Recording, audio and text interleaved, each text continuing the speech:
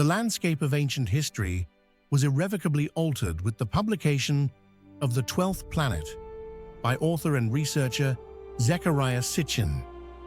After 3 decades dedicated to the intense study of Sumerian cuneiform tablets, Sitchin presented a revolutionary hypothesis concerning the origins of civilization and the identity of the gods. Sitchin asserted that these beings, revered by the Sumerians as gods, the Anunnaki, were in fact extraterrestrial visitors. He claimed they landed in ancient Mesopotamia over 450,000 years ago. According to Sitchin's deep dive into these oldest of written accounts, the Anunnaki not only played a direct role in the creation of human beings, but were also implicated in mankind's near destruction during a devastating Great Flood. The central questions became, why did these powerful beings undertake such a monumental journey to Earth?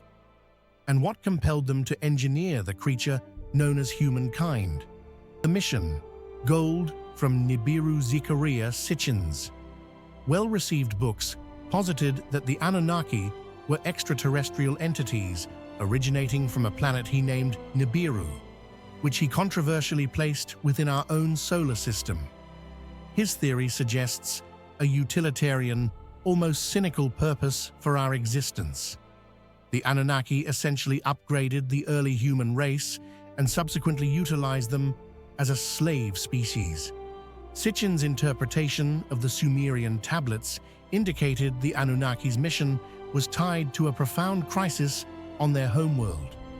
The atmosphere surrounding Nibiru was failing. When they arrived on Earth, they came with a singular goal: to mine gold. The Anunnaki had caused damage to their own planet's atmosphere, and they discovered a critical application for gold. They could use it to patch these atmospheric holes. The very story of our humanity, then, begins with this extraterrestrial atmospheric repair project. The sheer toil and arduous nature of mining the gold themselves led the Anunnaki to a fateful decision. They literally came to Earth to mine this precious metal, and upon realizing the physical difficulty of the labor, they created us as a worker race to perform the task for them. This central hypothesis, that the Anunnaki arrived to mine gold and then manufactured humans to shoulder the labor, was undeniably bold and highly controversial. Mainstream scholars almost universally rejected Sitchin's conclusions, yet for many proponents of the ancient astronaut theory, Sitchin's interpretation provides compelling and often cited evidence for alien intervention in the creation of mankind. What if the Anunnaki narrative is not just an isolated event, but a global story of a non-human intelligence that was manipulating genes across the entire planet? Their interest might not have been solely focused on gold. The Earth may have served as a broader planetary base. The Anunnaki claimed to originate from Nibiru, a name they also associated with a star, a gate, and a crossing place. This linguistic detail opens the intriguing possibility that the Anunnaki may have possessed the technology to travel across the cosmos using stargates or wormholes. The Sumerian tablets and the Anunnaki's image. The physical evidence for these claims lies in northern Iraq, along the eastern bank of the Tigris River, opposite the city of Mosul. Here lie the extensive ruins of the ancient city of Nineveh, once a Sumerian metropolis. In 1842, British archaeologist Austen Henry Layard unearthed the remains of the Great Library of Ashurbanipal, a royal archive containing thousands upon thousands of clay tablets inscribed with cuneiform. Dating back to 3000 BC, these carved messages are rightly considered the world's first comprehensive written accounts.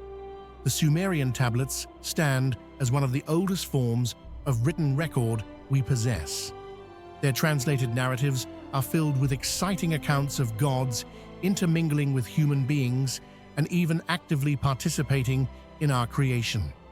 Whether these are literal historical facts or simply enduring mythology remains a subject of intense debate. According to the interpretations of these tablets, the gods were collectively known as the Anunnaki. One tablet, for example, clearly shows the tree of life flanked by divine beings, the Anunnaki, on each side. Above them is the winged disc, a powerful symbolic reference to the Anunnaki's ability to fly. They are also depicted wearing necklaces with astronomical symbols, a moon, a star, details which some interpret as symbolic of advanced technology, possibly even akin to a wristwatch or other devices in use 6,000 years ago. These written accounts suggest the Anunnaki were truly colossal beings, standing up to 8 feet tall, who came to Earth specifically to retrieve gold for their distressed home planet. When the Sumerian gods realized the heavy toll that mining the gold took on them, they swiftly resolved to fashion a worker being, a slave to perform the gold extraction. Their own creation narratives confirm that this was an arduous process. This strongly suggests that our genetic evolution was a targeted, artificial process undertaken by the Anunnaki to literally create us in their image and after their likeness. The Sumerian texts plainly state that they created man, an account which is strikingly echoed in the Bible's story of Adam and Eve, only reframed in terms of a singular divine God. These highly advanced entities seem to have functioned as teachers. Sumerian culture and mythology are rich with stories detailing visitations from these mysterious, higher entities who generously bestowed wisdom, fantastic ideas, and fundamental concepts upon humanity. The question naturally arises, is this mere myth, or was there truly an external force intervening to give us a profound push towards civilization? The global pattern of sky beings. Ancient chronicles describing sky beings engineering human life are not unique to Sumeria. They are a common theme across early cultures worldwide. Mainstream academia largely dismisses these parallel accounts, but ancient astronaut theorists maintain that such tangible historical accounts constitute compelling evidence of alien intervention in man's evolution. The phenomenon extends beyond creation myths to the origins of knowledge itself. The Quran states that language was given to us by Allah/God. The Maya Popol Vuh attributes the gift of language to the gods. Ancient Egyptian texts convey the exact same message. It is a common thread throughout history. Virtually every ancient culture, irrespective of geographic location, asserts that language was a gift from the gods. We should, therefore, the theory suggests, finally confront the idea that extraterrestrials had a significant hand in our development. Before the widespread use of writing systems, ancient peoples communicated by carving symbolic representations, known as petroglyphs, into stone. The oldest of these date back some 10,000 to 12,000 years. Ancient astronaut theorists point to petroglyphs in the American Southwest that appear to link the prehistoric ancestors of the Zuni and Hopi tribes with star beings. The Hopi Indians, for instance, scratched figures into rock faces showing people with radiating wreaths, gods descending from the sky. The Hopi refer to these beings as kachinas, entities from space who arrived in aircraft and brought knowledge from another planet. We see the same pattern in Europe, specifically in Val Camonica, as well as in Asia and Brazil. The fact that similar legends of star people descending, interacting with humans, and having a profound impact on local cultures occur in broadly similar time frames worldwide strongly suggests a recurring pattern.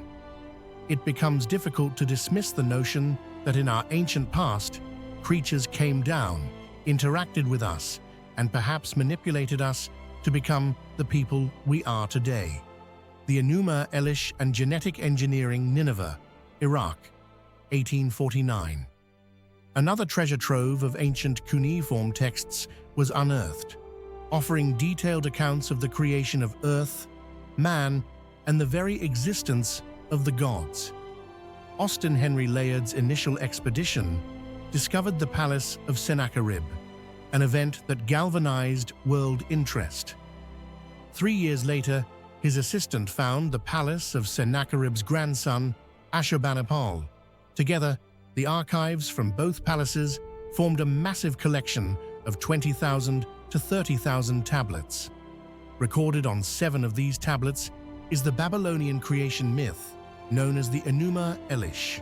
While likely composed in the 11th century BC, the core story certainly stems from far earlier periods. The tablets recount the story of a god named Marduk, who took blood from the god king and mixed it with clay to manufacture the Earth's first humans. Mainstream scholars view the Enuma Elish as a simple, ancient creation myth. Ancient astronaut theorists, however, contend that this epic narrative is not fiction, but history based on fact. Anunnaki is a term that literally means from heaven to earth they came. The knowledge recovered from Nineveh details a civilization that seemed to spring up out of nowhere. Many of the tablets describe the nuances of the gods' actual mindset. These Anunnaki were described as flesh and blood beings, just like us. The Anunnaki were physical beings who arrived in giant spaceships that our less technologically advanced ancestors mistook for divine apparitions. Our ancestors, particularly the Sumerians, received help, and that help originated from the heavens. The ancient astronaut perspective is that the Enuma Elish vividly describes not mythical gods, but otherworldly beings, alien visitors who possessed a highly advanced understanding of genetics. The Anunnaki devised a plan to create a docile worker. They extracted genes from a female hominid and through numerous trials successfully blended genes to create the perfect being. In essence, these tablets are describing genetic engineering and the deliberate modification of human DNA. Clearly, something transformative occurred where we moved from a primitive state to suddenly possessing the most incredible thought models. The question is how? The ancient alien theory posits that our ancestors were given intelligence through a deliberate change to our DNA by space travelers who came here thousands of years ago. The Birdman and shared global iconography, the Lascaux Caves, southwestern France. Discovered in 1940, this cave complex is covered in Paleolithic paintings dating back more than 17,000 years. Among the many Ice Age animals depicted, there is a curious figure, a strange creature with the body of a man and the head of a bird. The technical term for such a creature is a therianthrope. Clearly, these are not beings encountered in everyday life. Anthropologists suggest the imagery is best explained as the experiences of shamans undergoing a deep trance state, with the visions being recorded on the cave walls upon their return. The Birdman figure in Lascaux is strikingly reminiscent of one of the Egyptians' most important gods, Thoth. It also aligns with depictions of the Sumerian sky gods, the Anunnaki. Is it simply a coincidence that shamans in a trance state encounter the same type of beings that the world's earliest civilizations worshipped as their gods?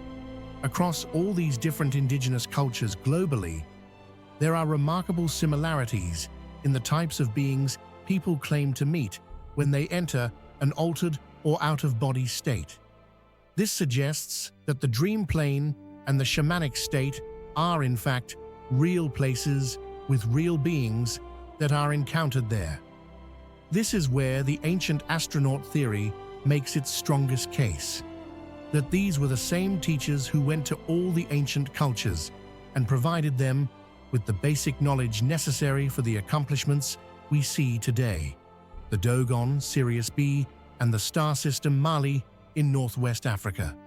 Deep in a remote valley live the Dogon people, descendants of a nomadic tribe that settled here around 1000 AD, possibly after being forced out of Egypt due to religious persecution. The Dogon carry a very long and ancient tradition, maintaining some of the ancient Egyptian myths and traditions that have been carried on into the present day. Dogon mythology holds that the sky god, Amma, created the first living creature, Nommo. The legend says that Nommo's progeny later rebelled, and Amma destroyed him, scattering his ashes across the world. According to the Dogon myths, a god gave them their knowledge. He descended from the sky in an ark surfing on fire and landed during a storm. The Dogon still celebrate a festival in Nommo's honor, featuring wooden masks that date back to the beginning of the ritual.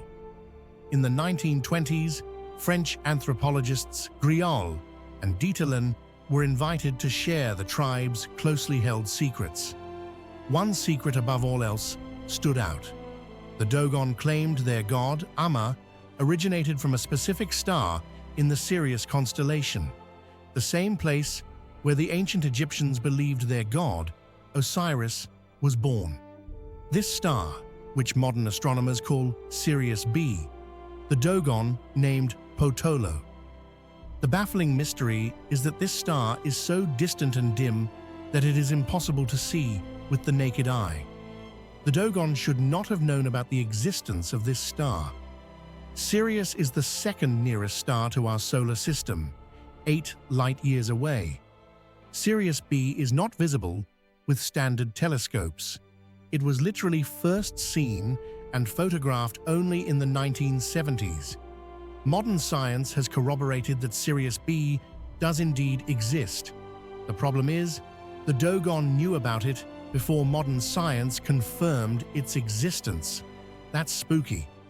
Measurements taken by the Hubble telescope in 2003 confirmed that Sirius B is a white dwarf, a partially burnt-out star with an extremely dense mass. Although physically smaller than Earth, it is estimated to weigh 8 times as much as our Sun. The mystery remains. How did the Dogon acquire this ancient astronomical knowledge that appears to be centuries more advanced than modern science? The Dogon symbol for Sirius, when observed, clearly shows an orbit around the center point, Sirius A, with Sirius B circling it, a perfect circular system. This sign is an astronomical model that the Dogon could not have invented, as only Sirius A was visible. Their description of the orbit, however, is correct.